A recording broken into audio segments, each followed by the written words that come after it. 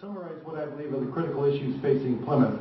We need to better manage the growing residential tax burden through cost management and commercial growth strategies, establish policies that encourage and incentivize companies to relocate to Plymouth, plan infrastructure enhancements that improve accessibility to and the customer experience of those using our local businesses, press the federal government, NRC, and Entergy to address the issue of long-term nuclear waste storage and general plant safety. As America's hometown, we should reflect America's past, her present, and the future. I envision a growing community with a thriving commercial and industrial engine churning outside our village centers, which retain the small town character we value so much.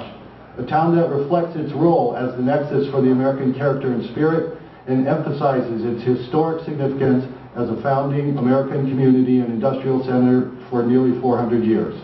By casting one of your 2 votes, or me. Thank you, John. Mr. Quintal. I'd like to say thank you again to everyone here for showing up and taking part in this debate, and all the candidates for, I know it's a weary trail for all of us.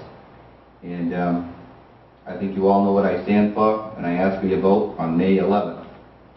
Right, Tony? Right. If you're going to vote for Tony, vote on the 12th. Mr. O'Rourke. Again, I'd like to thank the Plymouth Chamber of Commerce for hosting this forum tonight. I'd like to thank Tammy for doing an excellent job moderating. When you vote next Saturday, you've got 6 excellent candidates to choose from. But when you place your vote to fill those 2 seats on the Board of Selectmen, I ask you to seriously consider which candidate is going to work the hardest to improve the quality of life for residents in Plymouth. Which candidate is going to work hard to maintain the character of this town? And which candidate will work to ensure that America's hometown continues to be a place that we're all proud to live and raise our families? I believe I am that candidate. I've always looked at both sides of an issue. I've always worked to find compromises when 2 parties can't agree. I've always done my research. And most importantly, I've always listened to my constituents. And I respectfully ask for your vote on May 11th. Mr. Beelan. I thank the Chamber of Commerce for holding this forum. I also thank everyone who's watching and thank those sitting here in the hall.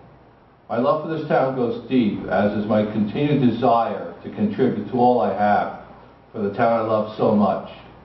My sense of fairness, common sense, compromise, and willing to seek consensus will help the Select Board in its deliberations and decision-making policies. I'm a team player. I understand what it takes to bring all parties together, and I always strive for that outcome. That is the way I live my life. I will have respect for all concerned and will make you proud. I ask for your vote May 11th. Thank you. Thank you, sir. Mr. Provenzano. Yeah, thanks again to the Chamber. Thanks for Tammy for serving as our moderator. Thank you to my fellow candidates. Selectmen are confronted daily with a variety of issues, from administering town budgets to managing town property to license approvals.